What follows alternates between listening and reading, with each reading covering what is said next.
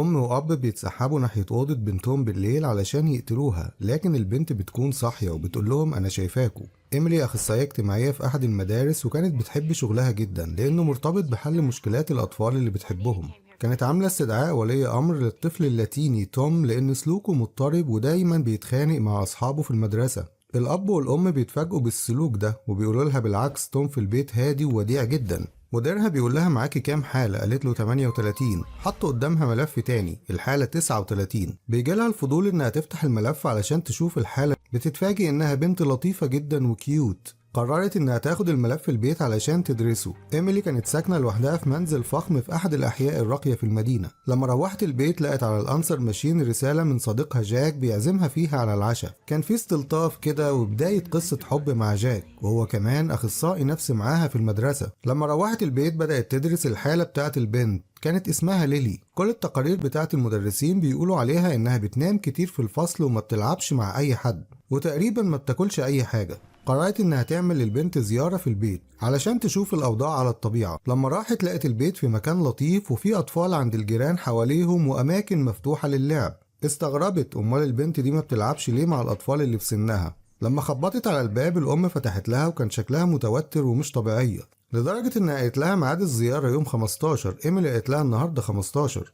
إيميلي دخلت البيت لقت ليلي نازلة من على السلم وشكلها لطيف ووديع خالص. قالت لها عاوزة اتكلم مع والدها. الأم دخلت تنده عليه. والد البنت كان شكله هو كمان متنيل أكتر من الأم وبيعمل تصرفات غريبة. كان كل ما إيميلي تسأله سؤال بيوشوش الأم بالإجابة، والأم تكلم إيميلي. إيميلي لاحظت وقالت لها هو ليه مش بيتكلم معايا أنا مباشرة؟ قالت لها اصل هو مش بيحب يتكلم وهو عصبي. قالت لها وهو عصبي دلوقتي؟ قالت لها عصبي جدا. لاحظت ان الشخص الوحيد الطبيعي في البيت ده هو البنت الصغيره ليلي. لما راحت المدرسه كلمت المشرف بتاعها وقالت له لازم تجيب الابوين هنا وتشوفهم بنفسك، دول مش طبيعيين وانا خايفه على البنت لانها في ورطه ولازم ننقذها منها. الاب والام بيقولوا للمشرف ممكن ما نكونش افضل ابوين لكن بنعملها كويس. ليلي كان واضح على ملامحها الخوف الشديد. المشرف بيقتنع بكلام الاب لكن إيميلي بتصر انه يكلم البنت لوحدها علشان يعرف الحقيقة. بتروح للبنت وبتعمل حركة كده بالمية علشان البنت تطمن وتضحك. ضحكتها الصافية خلت إيميلي تكلمها. قالت لها اتكلمي بصراحة قدام المشرف وما تخافيش، احنا هنا كلنا موجودين علشان نساعدك. البنت بتبكي بخوف وبتقول لها عاوزين يتخلصوا مني. قالت لها قولي ده للمشرف علشان يتخذ اجراء. وهي في المكتب البنت خافت تتكلم لما شافت والدها بيبص لها بغضب وتهديد، وقالت للمشرف لا مفيش حاجة. وهي ماشية بصت لإيميلي بصة كأنها بتستنجد بيها. راحت إيميلي لصديق ليها بيعمل محقق شرطة وطلبت منه التدخل لأنها حست إن في حاجة مش مظبوطة، لكنه رفض لأن مفيش أي دليل على وجود جريمة. حاولت بكل الطرق تقنعه لكنه قال لها مش هقدر أعمل حاجة وكل كلامك ده مجرد تخمينات. في نفس الوقت كان الأب بيحفر قبر في بدروم المنزل والبنت كانت شايفة كل اللي بيحصل قدامها. تاني يوم إيميلي شافت البنت الصغيرة قبل ما تركب الباص وندهت عليها. البنت أول ما شافتها جريت عليها وحضنتها بلهفة. قالت لها لو أنا اختفيت هل هتدوري عليا؟ إيميلي اتأثرت جدا وقالت لها ليه بتقولي كده؟ ما تقلقيش مش هتختفي. وادت لها رقم تليفونها وقالت لها في أي وقت اتصلي بيا. بالليل إيميلي لقت تليفون جاي لها كان من البنت ليلي بتقول لها إنها خايفة جدا وفقدت الوعي.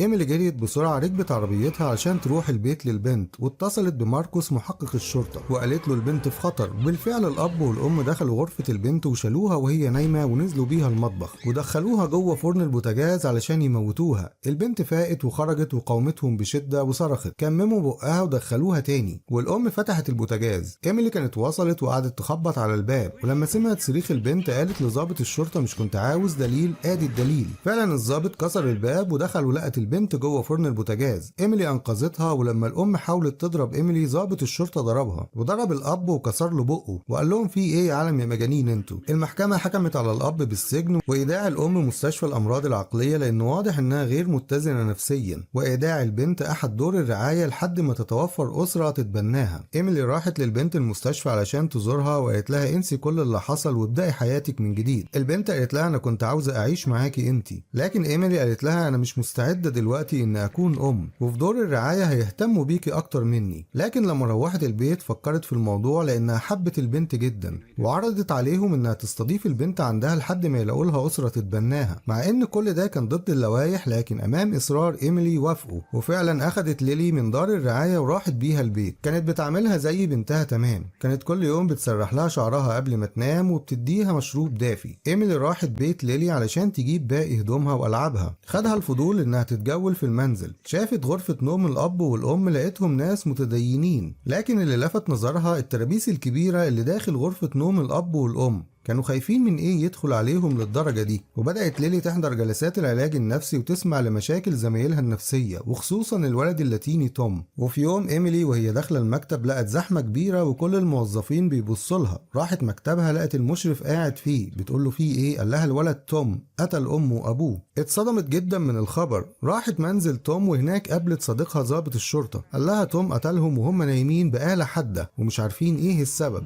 وواضح ان محقق الشرطة ده مفيش استلطاف بينه وبين الكلاب وبيخاف منهم. راحت للولد علشان تعرف منه ايه اللي حصل. الولد بدأ يبكي بشدة ومش مصدق اللي عمله وانهار من العياط. دخلت ايميلي بعد كده في أزمة نفسية والكل وقف جنبها حتى البنت الصغيرة. ليلي بدأت تقول لإيميلي احكي لي عن نفسك. ولما بتروح ايميلي البيت بتلاقي البنت مقلبة في حاجتها ومطلعة صور ليها هي وامها، وبتقول لها اسفة بس كنت عاوزة اعرف عنك كل حاجة لاني بعتبرك زي امي دلوقتي. بدأت ايميلي تحكي لها عن امها اللي ماتت في حادثة عربية بسبب السرعة الزيادة، وايميلي كانت معاها وهي طفلة، كانت قاعدة في العربية في الكرسي اللي ورا، وقالت لها دي قصتي وبعد كده ما تفتشيش في حاجتي تاني. محقق الشرطة بيستدعي ايميلي بيقول لها جالنا سجل المكالمات بتاع الولد في اليوم اللي حصلت فيه الجريمة، وبيقول لها الولد جاله مكالمة من بيتك. ايميلي اندهشت جدا وقالت له ما حصلش. قال لها ممكن يكون حد تاني عايش معاكي في نفس البيت هو اللي اتصل بيه. راح معاها البيت وبدأ يحقق مع البنت اللي انكرت تماما معرفتها بالموضوع. قال لها ما تخافيش من حاجة بس قولي الصدق. انكرت كل حاجة واستغربت هي كمان.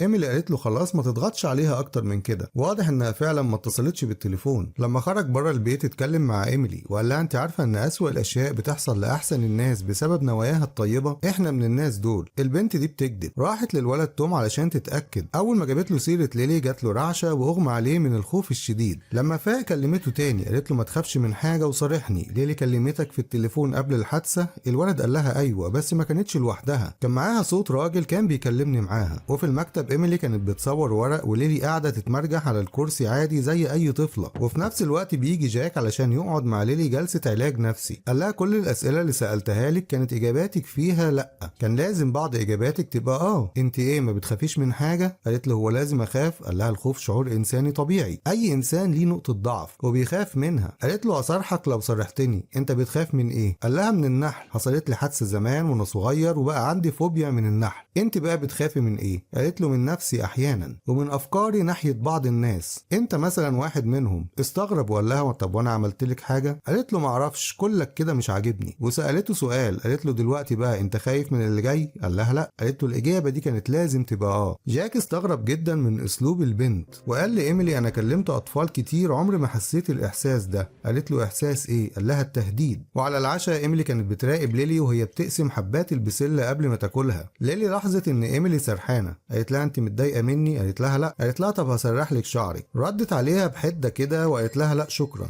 جاك وهو قاعد في البيت جاله تليفون، رفع السماعة لكن كان في صوت خروشة وما سمعش حاجة وحط السماعة تاني. بعد كده حس بحاجة في ودانه، جاب القطانة علشان ينظف ودنه، لقى حاجة غريبة، لقى نحلة طالعة منها. اترعب جدا. فجأة بيلاقي النحل بيحوطه من كل مكان وعلى القميص بتاعه، وفجأة النحل خرج من كل حتة من جسمه. ما كانش مصدق لحد ما وقع على قعدة الحمام من الخوف ومات. وهما بيدفنوا جاك ايميلي كانت متأثرة جدا. ليلي جت جنبها وحبت تمسك ايديها لكن ايميلي بعدت عنها. واضح انها بدأت تاخد موقف من البنت. وهما في العربية البنت كانت بتعتذر لها. ايميلي قالت لها وانت ايه دخلك في الموضوع؟ دي حادثة. راحت لمحقق الشرطة وبدأت تصارحه بمخاوفها من البنت وقالت له جاك قبل ما يموت قال لي ان البنت دي بتهدده. المحقق قال لها ان موت جاك كان حادثة ولحد دلوقتي ما جاليش سجل المكالمات بتاعته. روحت البيت وجابت شرايط التحقيقات اللي تمت مع والدة البنت. الام قالت البنت دي ملعونة، انا كان ليا 3 اخوات بنات واخين كلهم ماتوا لان كنت بحبهم جدا. دايما بتحاول تدمر الاشخاص اللي قدامها بانها بتبعد عنهم كل الناس اللي بتحبهم. المحقق بيقول لها يعني البنت دي ملعونة؟ قالت له دي الشيطان نفسه. راحت مستشفى الامراض العقلية علشان تقابل ام البنت. الاطباء بيقولوا لها هي على طول فاكرة نفسها انها جوه فرن البوتاجاز وبتتحرق. فجأة ايميلي شافت ام البنت وهي بتتحرق فعلا وبتبص عليها من الشباك. واضح ان البنت دي بتلعب على مخاوف الناس بالايحاء والوهم. راحت لوالد البنت في السجن، وقبل ما تتكلم معاه فاجئها وقال لها مين مات. ايميلي حست ان كل مخاوفها طلعت حقيقه. قال لها ده اسلوبها، بتعرف مين الناس اللي بتحبيهم وبتدمرهم قبل ما تدمرك انت شخصيا. وقال لها ان الشيطان ساكن جواها، وقبل ما بتموت ضحاياها بتتصل بيهم بالتليفون. روحت ايميلي البيت وشالت كل اجهزه التليفون، وبدا الخوف يتملك منها تماما. لما البنت رجعت من المدرسه بتسالها التليفونات راحت فين، قالت لها باظت. قالت لها كلها فجاه كده. ايميلي سكتت. راحت لموظفه الشؤون الاجتماعيه علشان تستعجلها يلاقوا اسره تتبنى البنت وتخلص من الكابوس ده، لكن الموظفه قالت لها لحد دلوقتي ما لقيناش حد مناسب. وفي احد جلسات العلاج النفسي للاطفال ايميلي شافت ليلي بتوشوش بنت صغيره. خافت على البنت وراحت شدت ايميلي بقوه، لدرجه ان اولياء الامور استغربوا من طريقه ايميلي. لكن ليلي قالت لهم هي بتحبني بس هي متوتره شويه اليومين دول. ايميلي قالت لليلي مش هتحضري الجلسات دي تاني.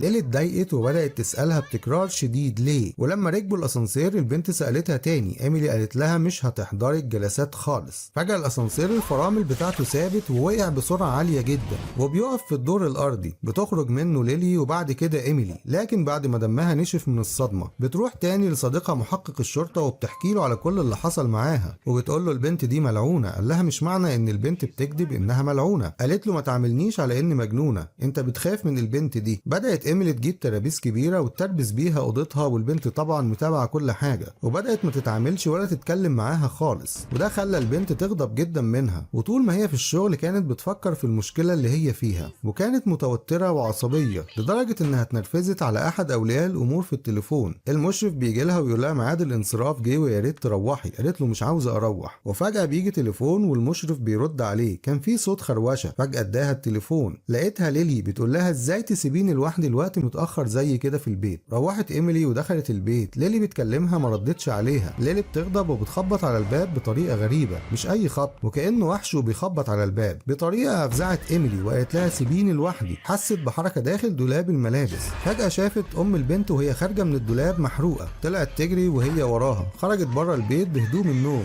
راحت عند اتوبيس واقف وطلبت من السواق يفتح الباب علشان ينقذها من الشبح ده. لما دخلت الاتوبيس الراجل قال لها الشارع فاضي. نزلت من الاتوبيس وراحت ناحيه العربيه. لما ركبتها لقت البنت ليلي جايه من الكرسي اللي ورا، وبتقول لها من هنا ورايح هتسمعي كلامي، لما اقول نخرج يبقى نخرج، لما اقول شوكولاته كل يوم يبقى تنفذي. طبعا ايميلي وافقت على كل طلباتها. تاني يوم في الشغل صاحبتها قابلتها وقالت لها احنا اخيرا لقينا عيله علشان تتبنى ليلي. لما شافت صوره العيله صعبت عليها انها تتدمر او تموت. قالت لها لا خلاص ليلي هتفضل عايشه معايا. راحت لوالد البنت في السجن علشان تعرف ازاي تتخلص من البنت. قال لها الطريقه الوحيده انك تموتيها وهي نايمه، غير كده ما تحاوليش. قال لها انت فاكره البنت اللي موجوده معاكي دي بنتي؟ انا بنتي ماتت من زمان. اللي موجوده دي عباره عن شيطان ولازم يموت. لما روحت البيت لقت البنت برضو دورت في حاجتها وطلعت شرايط الفيديو بتاعت امها وقالت لها انا عارفه كل حاجه وعارفه انت بترتبي لايه. وقالت لها انت عارفه ليه امي وابويا وصلوا للمرحله اللي هم فيها دي دلوقتي؟ لان بدا يبقى بينهم اسرار بعيده عني. وصوره الام كانت في عينيها، بمعنى انها كانت شايفه اللي بيحصل لها. وفي المستشفى الام كانت لسه بتعاني من وهم الحريق زي ما كانت عاوزه تعمل في ليلي. وجه الدور على الاب. في السجن لقى راجل قدامه بياكل البسله بنفس طريقه ليلي، ولما بحلق فيه الراجل رد عليه بصوت ليلي. الاب هجم على الراجل وطعنه بالشوكه، وهو كمان وقع على الشوكه ومات. راحت لمحقق الشرطه قال لها سجل مكالمات جاك جالي، وفي مكالمه من بيتك برضه كانت من ليلي بتسهر منه وبتهدده تهديد صريح. وقال لها انا دلوقتي صدقتك، تحبي نعمل فيها ايه؟ قالت له لازم تموت. قال لها احسن حاجه قلتيها. ضابط الشرطه خد السلاح بتاعه ونزل الجراج ياخد العربيه. كانت الكلاب واقفاله في كل حته وبتزوم عليه، واضح انها بتلعب على مخاوف الشخص اللي قدامها. لما ركب العربيه لقى كلب بوليسي في الكرسي اللي ورا، هجم عليه وفجاه اطلق النار. ايميلي دخلت البيت لقت كل اوراقها وملفاتها متنطوره على الارض. واضح ان ليلي كانت بتقراها علشان تعرف نقط ضعف الاولاد اللي معاها. وشافت صور كل اللي ماتوا. فجاه شافت زنه زي الفايبريشن بتاع المحمول. رفعت المرتبه لقت الموبايل. ردت على الاتصال، كان ضابط شرطه بيقول لها ان ماركوس محقق الشرطه مات، اطلق النار على نفسه في العربيه. بكت بشده وفجاه لقت التلفزيون اشتغل بصوت عالي. خرجت لقت ليلي قاعده ولا على بالها وبتاكل فشار. قلبت التلفزيون ورمت الفشار واستجمعت شجاعتها وقالت لها اخرجي بره البيت. ليلي قامت بهدوء وقالت لها اوعي تشخطي فيا تاني بالطريقه دي، وملامحها بدات تتغير. ايميلي خافت وطلعت تجري على اوضتها بعد ما شافت الوحش اللي معاها. ليلي جت خبطت على الباب بقوة وبعنف لدرجة ان الباب طار وايميلي خافت واستخبت تحت السرير. دخلت ليلي الأوضة ومسكت المفك وغرسته في الأرض بقوة، وراحت لإيميلي وكأنها بتلعب معاها استغماية وقالت لها اطلعي بدل ما اجيلك. إيميلي خافت وقالت لها لا خلاص أنا جاية. حطت لها المخدر في الحاجة السخنة وكانت لطيفة جدا معاها. وبعد ما شربتها خرجت إيميلي وقفلت الباب بالمفتاح ورشت البنزين في البيت كله وولعت فيه. أخدت السمكة بتاعتها وخرجت بره البيت وشافت بيتها وهو بيولع. عامل المطافي بيكلمها وفجأة شافت ليلي واقفة وراه. جت لإيميلي وقالت لها ايه المفاجأة دي؟ كده أحسن علشان نبدأ من جديد. حست بالغضب جدا. الضابط بيقول لها امشي ورايا بالعربية علشان نوديكوا مكان تباتوا فيه. وهي ماشية بالعربية قررت تتخلص من البنت بأي طريقة. انحرفت في طريق تاني وساقت بسرعة. بدأت البنت تقلب على إيميلي ذكرياتها السيئة مع أمها يوم الحادثة، وبدأت إيميلي تشوف الحادثة بتتجسد وبتتكرر تاني. بصت في المراية شافت صورة أمها وشافت نفسها في الكرسي اللي ورا وهي بتترجى أمها تهدي السرعة، وبالفعل جت عربية نقل زي ما حصل في الحادثة الحقيقية. إيميلي واجهت مخاوفها وقالت ده مش حقيقي، ودخلت في العربية وطلع كل ده فعلا وهم. بتبص جنبها لقت البنت خايفة جدا من السرعة الجنونية. قالت لها ايه ده انت خايفة؟ ما كنتش أعرف انك بتخافي. نزلت إيميلي بالعربية في النهر. البنت فاقت وحبت تخرج لكن إيميلي حبستها في شنطة العربية بعد ما تحولت لمخلوق غريب وبدأت تعوم في اتجاه السطح. فجأة طلعت ايد كبيرة من شنطة العربية ومسكتها لكنها هربت منها وطلعت على وش المية ونجت بحياتها علشان تبدأ بداية جديدة من غير خوف ولا ذكريات سيئة بعد ما واجهت كل مخاوفها وطلعت وهم كبير. لو الفيلم عجبك دعمنا بلايك واشتراك وشير في القناة عشان يوصلك كل جديد.